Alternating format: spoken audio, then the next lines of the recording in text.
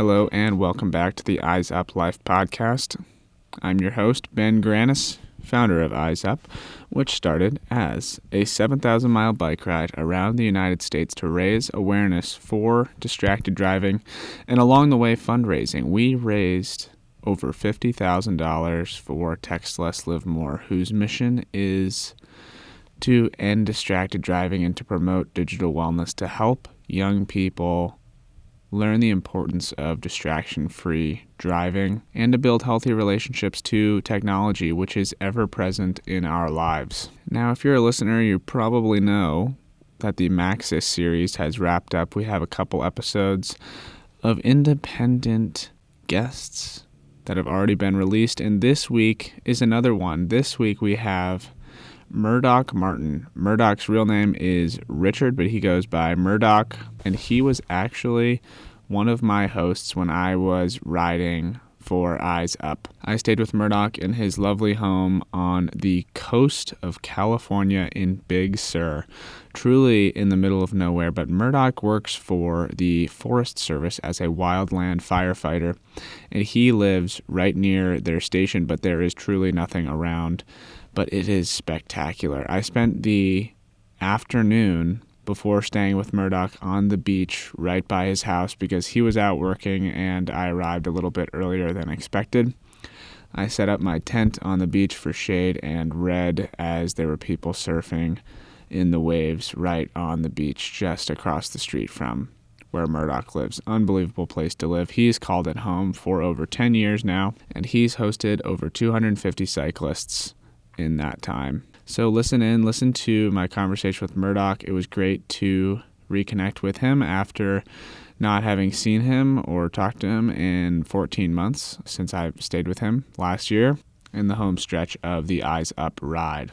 Murdock has a passion for listening to people's stories, hearing what they have to say, and all of the cool things they're up to, and he uses it as fuel for his own life to keep going, to work hard, and to earn those adventures.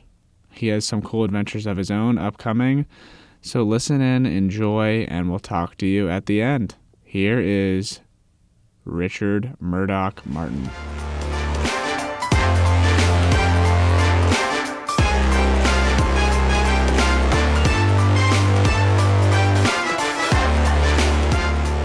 How you doing? I'm doing very well. How about yourself? Oh, it's a beautiful day out here. Every day is a good day to be alive. Yeah, how is it cooling down there, or what's it like now? It's starting to cool down. It's getting down to the 60s. Wow, it's so lovely. But in the morning it's about 55. But yeah, it's beautiful out here. It's very early. Thank you for making time early in your day, because I assume you have to go to work after this, or what's the deal? Originally I was gonna have to go to work, but I'm gonna take some time off here. So, I got a lot of time now. So, Oh, lovely. Well, why don't we just kick things off, Murdock, by having you introduce yourself, where you're from, and all that good stuff. okay, my real name is Richard Martin.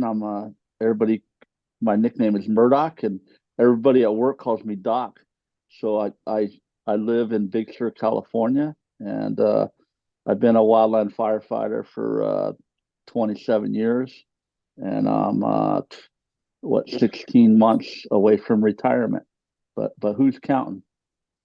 16. Okay, so that means when I stayed with you 14 months ago. Okay, so you've come a long way since I saw you last for retirement. That's exciting. Yeah, a lot of things have changed. I'm recovering from neck surgery, so I had a wear and tear of being a wildland firefighter caught up with me, and I had a neck fusion done. But I'm doing really well. It's the same thing that Peyton Manning had, and Peyton Manning came back and won the Super Bowl. So anything's possible. So I'm hoping to get back on the bike here soon and get back in the saddle be able to get on the ski slopes again and all that. So, but Jeez. Well, that sounds, I mean, I don't know what all was involved, but it sounds like a not a small surgery. I'm glad you're doing as well as you are now. yeah, it's just yeah, it was just one of those things that I tried everything before surgery. I tried acupuncture, acupressure, steroid shots, physical therapy, three different chiropractors, some other chiropractor with some kind of soft wave machine. So I basically exhausted every avenue before surgery, and I had surgery and I feel great. That it's just I've taken it one day at a time. And you know I should get off light duty the 7th of next month, and I'll be able to go to fires again and get back on the bike and might get back to normal routine. Yeah, so talk to me a little bit about how you became a wildland firefighter and what that journey has been like for you. Okay, so basically, I got a 2-year degree in forestry, one of the junior colleges here in California, and then they wanted to one summer they found you some internship job, and they said, what do you want to do? You want to do wildlife biology? You want to do surveying? Do you want to do fire? And I'm like, fire sounds kind of cool. And then I got a job with the National Park Service, Sequoia Kings Canyon National Park. And I was in 1998, I was on a little field crew, and I loved it. You got to play with fire, and we did a lot of prescribed fire, and it was great. So I did that for 98, and then 99 I um, worked on one of the Park Service engines down in a beautiful place called Cedar Grove, and it's basically like Yosemite, but not all the people. And when I was down there, I learned how to rock climb, and there's a lot of climbers down there. And then in 2000, I got a job with the Arrowhead Hot Shots, and I was on the Arrowhead Hot Shots for uh, 4 seasons, and I loved it. And it was kind of scary. I thought I was just gonna do fire for a couple of years and go do something else, and then one day you just wake up and you're like, is this it? I guess this is what I'm gonna do the rest of my life. And so then I got to travel the whole nation fighting wildfires, and I, it's been great. 28 years in, it's other than having neck surgery, but I got to see the whole country on the government's dime. Basically, it's kind of like the military. You join the military, you get to go see the whole world on the government's dime. You know what I mean? So it's been great, and I can honestly say, I wake up every morning and I enjoy going to work. And That's you've amazing. seen my you've seen my commute. I have a long commute to work. It's like 2 minutes. I don't know how I do it. You're a trooper, is what it is. What is when you were a hot shot? What was a normal day? I mean, every day was probably different, but what was a typical day in that job? Um, well, when we traveled to wildland fires, you would you'd work 16 hours a day, and for 2 weeks, then you'll come home and get 2 days off.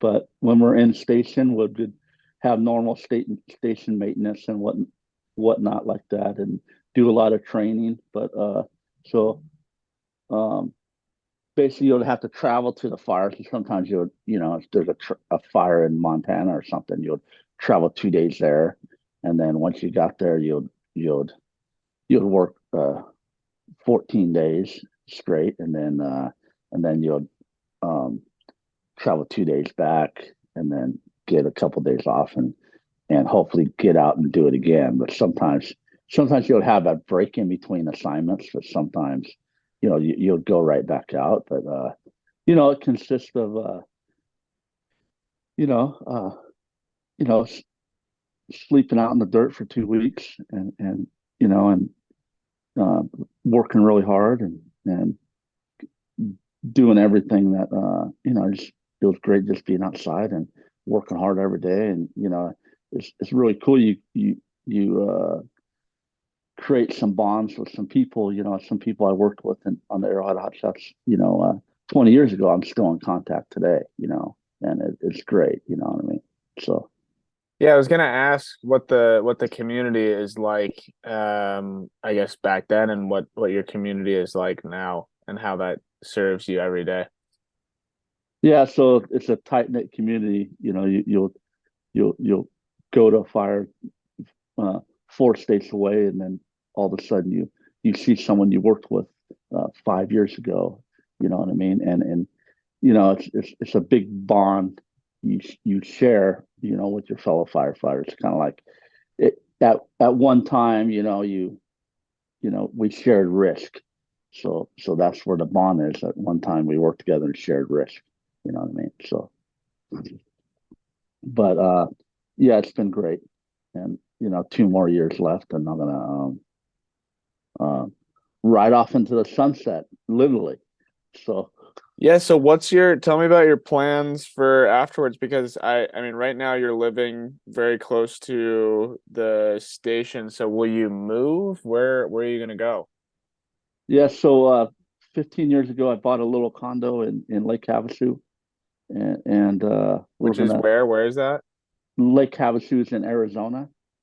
So we're gonna move out to Arizona for a couple of years and figure it out and go from there. But I got a laundry list of stuff I'm gonna do. I'm gonna try to get on a bike and ride the Southern Tier. Um, and I got inspired by all these people I've hosted through the years. So it don't don't put an age limit on your dreams. Some people some people I hosted, you know, were in their 80s. So if they can do it, I can do it. You can do it.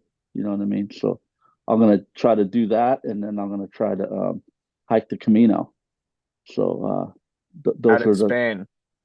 yeah. So those are the two things I have on my plate right now. So I it's love pretty. that. It's exciting to have things to look forward to, and I mean, retirement in itself should be something to look forward to, but having some concrete goals must be motivating you, especially recovering from this surgery, I bet. Yeah, it's really exciting. So I'm hoping that you know I my knees, my body holds up, but I'm just gonna ride till I get tired and rest. And some days might be 30, some days might be 20. You know what I mean? Or some days might be 50. You know what I mean? And Will you be sad to leave the ocean, because you're right on the coast and it's absolutely spectacular? yeah, Or that's gonna be a hard transition. The moving to a city again, because I've lived out there since 2009, and it's going to be a culture shock. But it's just the next chapter of my life. You know what I mean? And right. each chapter in your life's kind of stressful, but it all works out. It's kind of like moving out of your parents' house when I was 18. I was stressful, and it all worked out. You know what I mean? This is just the next chapter. Totally. Well, that's a great attitude to have, and I'm sure knowing what's on the horizon, you're appreciating what you have right now on the coast, because it's a special place where you are. Um, Yeah, absolutely. how did we meet, Murdock? Talk to me about those circumstances in that whole pocket of your life. Okay, so let's rewind to 2013. Someone was riding their bike past my up close to my station, and I offered her a Gatorade. And we didn't normally see cyclists all loaded down on some out road like this. And I offered her a Gatorade and basically told her my station's up the road a couple miles. You can fill up your water bottles. She came in and filled up her water bottles, and I'm like, I want to hear your story. Where are you going? Where are you coming from? And she's like, yeah, I started this bike ride in Barcelona, Spain, and I'm riding around the world. You know, I'm gonna ride 20,000 miles, and then I invite her to my house. She stayed at my house, and then she told me about this website called Warm Showers, and it hosts basically you host traveling cyclists. And she said, this would be you live in the perfect spot. You live right on the the Highway 1 here. You're going to get solicited a lot. So I started hosting people. So I've hosted probably over 250 people now in the last 10 years. And then I think you came along, you contacted me. You're on one of your endeavors. Uh, I think you're doing border to border or something like that. And Yeah. I hosted you, and you know, um, I had an old supervisor, that I worked for in fire, and he said, if you're going to do something, do it 100%. So when I host these people, I try to raise the bar really high, and try to give them try to make them feel like family for the night, just like I made you. I hope felt like family for the night. You know what I mean? So what are your signature things that you like to do for guests that you're hosting? Okay, so I basically give them a good dinner and give them a good breakfast, and the the the dinner consists of I have a background in distance running, so I know all about carb loading.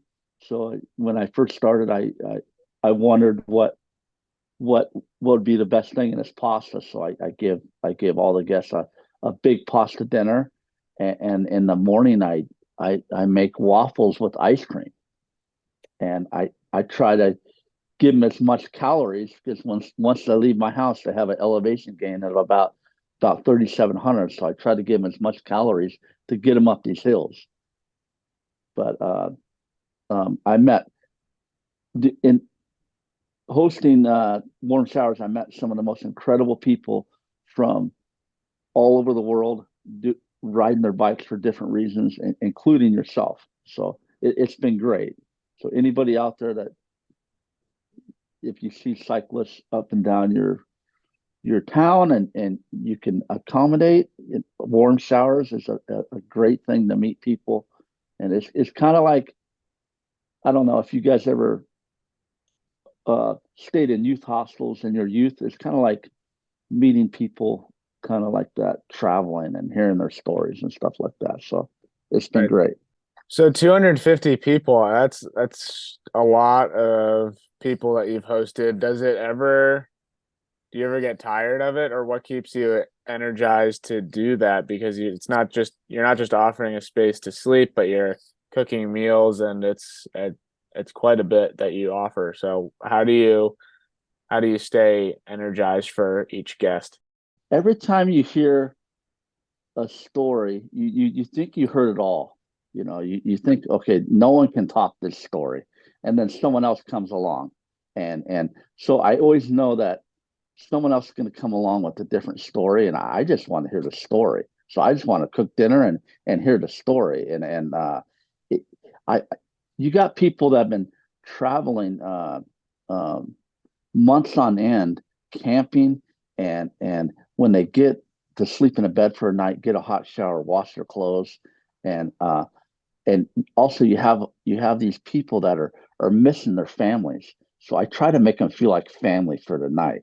So to keep energized, I I I just try to give them as much calories as they can and get them down the road. And I can read people pretty good when they come to my house and they're really shot. And I I say, you can take a rest day at my house. I'm going to go to work all day if you just want to rest for a day. You know what I mean? So, but I enjoy hearing the story. Just like, you know, example, some guy stopped the other day, and I thought you know, I thought I heard it all. So this guy's like, he's hiking all 7 summits, and he's doing it but without motor powered. So he's climbed 4 of the highest summits in the world, and he's not using an airplane or any motor powered. He's so, for example, he went to Africa and rode to Kilimanjaro, then started the hike in Oh my Kilimanjaro. gosh. How is he crossing the oceans? So he's either paddling, sailing, or riding. So th- Unbelievable. that's just a example of the people you come across. You know what I mean? So like, he left my house. He's on his way to Denali, and he has all his climbing gear with him, and he like took a side trip to Yosemite to get all the climbing out of his system, and then like he's gonna go back to like British Columbia and wait out the winter a little bit, and then get climb when he gets a break in the winter, like in the spring, he's gonna ride up to the base of Denali or whatever, and start trekking to climb Denali. So that's a perfect example of people to come along that you're like, you're doing what and you're going where, so Yeah. Well, so you came about warm showers not through cycling on your own, but cycling is part of your life. So tell me about your relationship to bikes. I got inspired by all the people I've hosted. So I do a little bit of mountain biking on the forest and stuff, but throughout the course of hosting these people, I went and bought a Shirley disc trekker, and started doing little overnight trips before my accident or before my surgery. So basically, I ride around towns and stuff, but I haven't really done any long overnight stuff before I started the whole warm shower thing. You know what I mean? Right. So So you've done some shorter trips, but the southern tier will be the biggest one that you've done. Is that right? that's correct. Yeah, and if if yeah, I'm going to give it a try. I know it's going to get hot going across the southern tier, but it's just part of it. Going across New Mexico and Arizona. But uh, some of the people I hosted, I'm like, if they can do it, I can do it. You know what I mean? So Well, yeah, you're seeing them do it right in front of you, and that's like some of them have come from, thousands of miles away just to get to where you live, and so that must be incredibly inspiring. oh, absolutely, absolutely. So we had one guy that you know pulled the 1974 Swin Latour out of the rafters in his garage, and like put the dust off. I mean, got all the dust off, and it's like, I'm gonna ride this across the country and see if I can make it. So just you hearing stories like that, you know what I mean? This Hmm. guy lived in New York, and his son was graduating college in San Francisco, and he just rode the 1974 Swin Tour across the country. So I mean, that's a perfect example. And he's like, I didn't know if my body was going to make it. I didn't know if the bike was going to make it. He's like, at any given time, I was going to dump his bike and fly to San Francisco, and he made it. So, Wow. so hearing Wow. stories like that, you know what I mean? Yeah. What is riding a bike like for you, and what's it like riding around Big Sur where you live?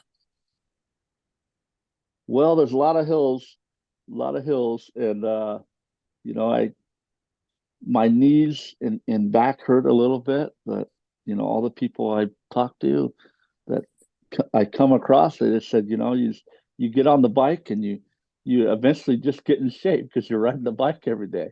You know what I mean? So your your back, knees, uh, butt, everything uh, just gets in tune being in that saddle. You know what I mean? So Totally. So I spoke to a lot of people who have had horror stories or just hesitant about riding on Highway 1 because of drivers who aren't very they're looking at the coast, not so much on the road. Have you had any experiences with either distracted drivers or just close calls riding around where you live? Well, I did before I put the noodle. I put the pool noodle on my bike. So So describe uh, that. so you know those little things that the kids play in the pool with. It's called a pool noodle. Hmm. Basically, the law in California is 3 feet. So I just the noodles you buy is 4 feet. So I cut a foot off of it and I hang it off my bike. So if they'll stay 3 feet away, and then So in and other then words, you sometimes you have it. It's going left, like into the lane of traffic. Is that right? yeah, absolutely. So some people don't know what it is, and they'll basically like sometimes they won't pass until there's a good spot to get over because they don't really know what it is. And at first, it's not the right thing to do, but I put a Sharpie on the end, and then if they got too close, they got a black stripe on their car. Oh my So gosh, that's interesting. Did that ever happen? it might have happened once or twice. You know what I mean? So they stay way over. You know what I mean? Before I put the noodle, I did get buzzed a couple times on Highway 1, but um, after the noodle, I didn't have to worry about that. So but I've hosted families of four that have their kids on bikes going down Highway 1. Some people, have their toddlers in little trailers. Some people have their dogs, you know what I mean? But there's risk in everything you do, you know what I mean? So you just gotta, you know, get out there and enjoy life. So um, but Do you have any thoughts on how we can make improvements in distracted driving generally for all of the roads in the US? Because it is a huge problem. Like, do you have any comments on that? absolutely. So people just need to stay off their cell phones. So I would encourage people, if you listen to this today, just just next time you go to work, just try to turn off your cell phone and see if you can do it. See if you can go 10 miles or start with 5 miles. See if you can go 5 miles in your car without looking at your cell phone, because cell phones are a distraction. And uh, uh, I know people that gotten hurt really bad. Um, so looking at their cell phones. So basically, myself included, I, I, I used to find myself get looking at my cell phones, and I'll drive off the road and hit those bumps. I go, you know what I mean? So I'm like, what am I doing? Is that text, or is looking at that, reading that, is that really important right now, or what's important right now? So uh, It's a huge temptation and hard to resist for sure. yeah, and I encourage you guys, just turn off your cell phone one day driving to work, and try to count how many other people you see on their cell phone. It's crazy ridiculous. It's So horrible. after meeting you, I'm going to share this story. It's probably going to be heartwarming. I put your sticker above my dash. So every time I look at my dash, it says eyes up.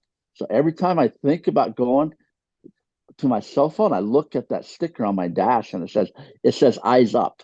I encourage you people out there to just keep your eyes up and pay attention to your surroundings, because you got to anticipate what that car is going to do. So, sometimes you're on a straightaway. It's like, well, I'm on a straightaway. Um, Nothing's going to happen. But like, if someone blows a tire and goes in your lane, you're going to have to react. And I know a close friend of mine in the fire service, that in the Forest Service, that he was coming home from a fire, and basically a car blown a tire, went in his lane, and he didn't make it. So you got to anticipate people doing that, and being on your phone, that's a distraction, Right. and you can't. You might be able to get away with being on your phone on a totally normal, predictable drive, maybe, but there's so many variables that can happen and things that can go wrong that you can't predict, like you Yeah, just said. absolutely, absolutely. So um I appreciate what you're doing, and I'm hopefully just me talking about it will uh, save someone's life today. You know what I mean? So just stay off your cell phones and anticipate what what the other driver's going to do, because you got to enjoy every day, and tomorrow's not guaranteed. Totally. Yeah, that's a great message. So Murdock, besides your Southern Tier ride, are there any dream bike rides that you have after hearing all these stories from so many people that you've hosted, that are on your mind as well? Um, well, I'm you know, I kind of want to do border to border too, but Meaning, that do you mean like Canada to Mexico or the other way can, around? can Canada to Mexico. I've been kind of wanting to do that because, all the people I hosted, they're like, this, you go through some beautiful places. So that's kind of on the agenda too. You know what I mean? And, my wife doesn't really ride bicycles. I tried to get her on a bike, but I bought a tandem bike. So we're going to start riding this tandem bike. So, I encourage you guys, if your spouse doesn't ride, just get a tandem bike. So we're starting to go on little rides now. So I don't think she'll ever do like the overnighters, but like Right. I want to take a tandem bike and ride through Yosemite Valley with her. Oh, that would be That's the next one. unbelievable. I rode a tandem bike for the first time this summer and I had no idea what I was doing, but I was in the front and it was some of the most fun I've had in a long time. Yeah. And then I'm a big Niner fan, and we're going to ride a tandem bike to the Niner game, and a lot of stadiums have bicycle valets. So if you know, Oh. I've been going to Niner games for a long time, and then if you eliminate traffic and parking, it's a whole nother experience. So we're supposed to just take the tandem bike to a hotel like 5 or 10 miles away, and then ride the tandem bike to the game. So a lot of concerts, a lot of stadiums that just check in if they have a bicycle valet. A lot of stadiums try to cut down on the traffic and have a bicycle valet so people can ride their bikes to stadiums. So they make the experience better for you if you're riding your bike and you don't have to deal with yeah, like you said, the traffic of trying to find a parking spot and all that. Yeah, exactly. But then you have to sometimes put all your tailgating stuff on your bike. So Right. Bring a trailer or something. so that's the only thing. But sometimes you just, keep a backpack and uh, just talk to some other people tailgating and say, hey, can I throw these burgers on? Do you mind? Right. Yeah, So there's ways to figure it out and build community through that as well. yeah. I did want to ask Murdoch, I sure you don't remember, but I am also a 49ers fan, so I wanted to hear your thoughts on the season so far after kind of a rough patch the last few weeks. Wow. So wow, that's a kind of a loaded question. So ba basically, one good thing, Seattle lost last week, so we're still in first. So Seattle kept the helm on our bye week. So we're still in first, even have a bye week. So anyway, you know, Purdy's a good quarterback, and he's been struggling a little bit, but I think they're going to bounce back this week. So there's a lot of people hurt too, and Bosa's coming back, and I think this week is going to be the beginning of something great. I So really hope so. We'll see. Uh, but yeah, I know that was one of my favorite parts about staying with you is all of the Niners swag and decorations everywhere in that room. It's so cool. yeah, so I have my actual seats from Candlestick. So when they tore down Candlestick, being a season ticket holder, I got opportunity to buy my seats. So my wife bought them for Christmas, and so we moved the seats into the living room on game day sometimes. And my wife says the bathroom's a lot closer. So So we still it's kind of like going to Niner games because you kind of sit in the seat still. You know what I mean? So Yeah, that's so cool. And all the memories you had in those seats too. yeah, totally. But it's been entertaining other than the last couple of weeks. But when they beat Dallas, that was huge. Yeah, that was And great. then that was the last game they won. So, but they're gonna bounce back. You know what I mean? So, I believe it. I believe it. It's going to be exciting to watch. I, Murdock, how many warm showers guests have you had this year? Has it been a busy season for you? well, it's slowed down because there's a road closure. So Highway 1 is closed, and it's kind of hard to get through.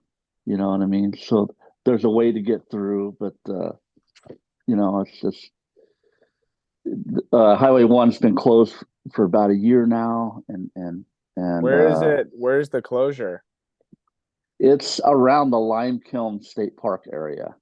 So around mile marker 22. Look, if you looked on a map, it's closed around the Lucia area. Okay. Luce, and so basically, there's a road there. It's just not safe, but like so basically, when they're done working for the day, the workers are done working for the day. Like the road guards go home, and people kind of sneak through in the middle of the night, type of thing. Uh-huh. Okay. So there's road guards during the day, but at night, the road guards go away, and they basically ride through. So other than the road closure, it's been kind of slow, but I I try to help people out when I can. You know what I mean? Or Right. if I'm not around, there's several campgrounds they can stay at. You know what I mean? Totally. Yeah, right. There's that nice one really close by. Yeah, Kirk Creek. And there's been times I'm out of town. I let people stay sometimes, um, it's to answer your question, it's been really a lot slower than normal. You know what I mean? Well, that So probably works out well with your surgery that you had recently. yeah, Give you a absolutely. break. Well, Murdoch, I want to see if you have any closing thoughts or anything else that you'd like to share about your experience or about you generally before we wrap up. Okay, I'll leave you with this. Just don't put an age limit on your dreams. Whatever your passions are, just go out and live life because tomorrow's not guaranteed. And um, I encourage you all to write down your goals. So a dream is only a dream till you put it to paper, then it becomes a goal. And also just be aware of your surroundings everywhere you go, whether you're hiking or biking or driving in the car, and um, get off your cell phones every now and again, and pay attention to your surroundings. Love it. I guess one last question, Murdoch. What's something that you're looking forward to in the near future before you retire? Oh boy. Well, I'm I'm hoping to get back on the slopes this winter. Last winter was I think the first winter I didn't ski in like 30 years, 30 or 40 years.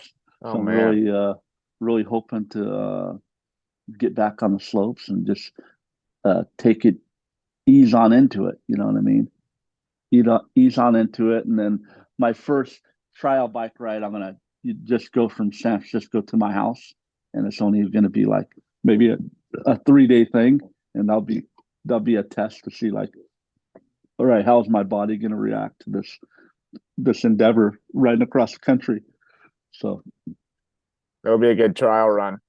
yeah, so if anybody out there, thinking about doing a long hike, so what introduced the Camino, the Pacific Crest Trail and the Appalachian Trails, like just too long for me. I don't think my body can handle it. But like the Camino, you can go super light. So I had a friend that did it recently. He hiked 500 miles, and he took like 12 pounds. So he did the whole Camino with 12 pounds. And you get to stay at hostels along the way, and people cater to the pilgrims, they call pilgrims or the hikers. And you can totally basically just go really light and stay at hostels and stuff like that. So I'm gonna give that a shot here. So that'll be after the bike ride there. So Two awesome adventures on the horizon. I'm excited for you. well, thanks, man. And if you ever come through again, don't hesitate to look me up again. You got 16 months. Yeah, well, I hope I'm out that way again. That was a spectacular part of the ride. Probably one of my favorites for sure. But thank you for all that you do to help get cyclists a safe place to stay. I mean, it's a very gorgeous area, but there's not many resources around you. So that was definitely a treat to have friendly face and delicious food and good times in that section. So thanks, Murdock. Yeah, no problem, man. And thanks for having me on today. And we'll have a good one. Yeah, you too. Thanks. Keep in touch. See you later. All right. See you. Bye. Thank you so much for listening to my conversation with Richard Murdock Martin. I hope you enjoyed it. He's a great guy, just really the essence of what Warm Showers hosts are, which is down-to-earth, genuine people who really just care about being kind to other people, being generous with their resources, and listening. They love the simple human connection that makes life so special, and it's something that I think we all could use a little bit more of in our everyday lives. So thanks for listening. I hope it was enjoyable for you, and maybe you take something away from it. I love Murdock's message of just living our lives, and each day, each adventure is a new chapter in our lives. So take from it what you will, and check out Murdock on Instagram. He occasionally posts some of his adventures, but I'm mostly eager, and maybe you're eager as well, to see when he finally gets on his surly disc trucker and starts heading across the southern tier of the United States. Stay tuned. We got more content for you coming up, and we'll talk to you soon. In the meantime, make sure you subscribe to the Eyes Up Life podcast and give Eyes Up Ride a follow on Instagram, just so you don't miss anything, whatever those updates may be. And have a great holiday season and new year. We'll talk to you soon. Take care. Bye-bye.